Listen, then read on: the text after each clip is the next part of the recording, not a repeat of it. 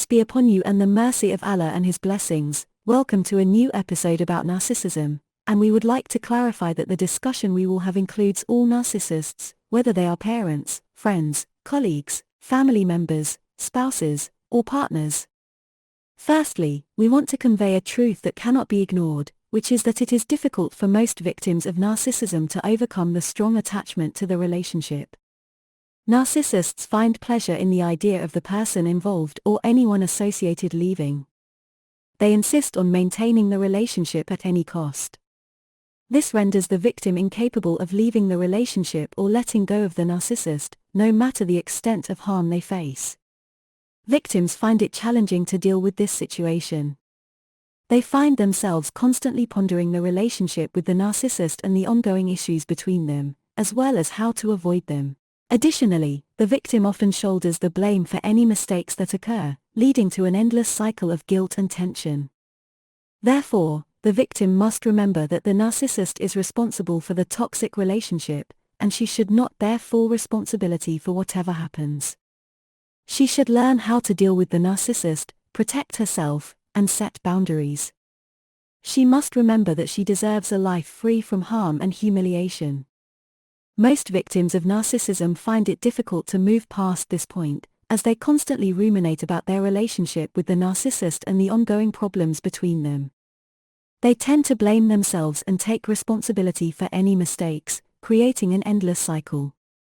Furthermore, they experience continuous anxiety, tension, and discomfort. At this juncture, the narcissist gains control over them, dominating their thoughts and minds. Now, we must discuss how to change this narrative and make the narcissist stop fixating on us and how we can achieve that. When we ignore the narcissist, it affects them for a long period, and they might continue to struggle with this for their entire lives. They lose control over our thoughts and spirits due to our limited concern for them. In the narcissist's view, we are not the end of this story. We escaped, leaving them to face a significant problem that needs solving. They have to deal with this problem that we put them in. The narcissist might contemplate destroying you or wait for a specific period, which could last for months or even years, until they are ready for you. Regardless of the narcissist's approach to winning you back, the indisputable truth is that they will never forget you. Whether they choose to destroy you, attempt to regain you, or leave you for a certain period, you will remain a constant presence in the narcissist's thoughts. The narcissist won't feel at ease until they manage to restore the situation to its former state, and they will relentlessly strive to gain full control of the situation. For the narcissist, it's always about control and manipulation over you. When you decided to ignore them or distance yourself from the relationship, you took away their sense of control.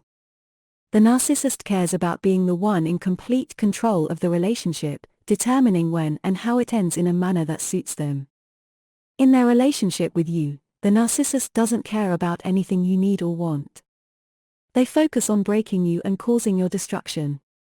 The more shattered you are in front of them, the better it is for them. The narcissist ends the relationship when it benefits them, and the ideal scenario for them is to take everything they can from you and leave you in a vulnerable state. When you find that things aren't going according to the narcissist's plan, they won't allow you to leave the relationship ever. Therefore, cutting off communication in this case is of utmost importance, as it means blocking the narcissist from everything and closing all routes that lead to them. This approach safeguards you and helps you avoid anything the narcissist does to harm you. When you cut off contact with the narcissist, they lose control over you unexpectedly, something they never anticipated. At this point, the narcissist desperately attempts to change this situation, especially when they have the chance to interact with you at work or elsewhere. The narcissist may try to elicit any reaction from you. Even when the narcissist doesn't directly communicate with you, they rely on other sources they have to hope for any reaction from you. For instance, they might expect your anger due to their involvement after the breakup. The narcissist always aims to annoy and hurt you through their actions. They attempt to make you feel frustrated by emphasizing that you see and understand what they're doing. This is why they avoid direct communication with you, hoping to provoke the specific reaction they want from you. At this stage, you must have emotionally detached from the narcissist so that any actions they take won't affect you. All of the narcissist's actions stem from their excessive interest in you, and they engage in all of this to capture your attention.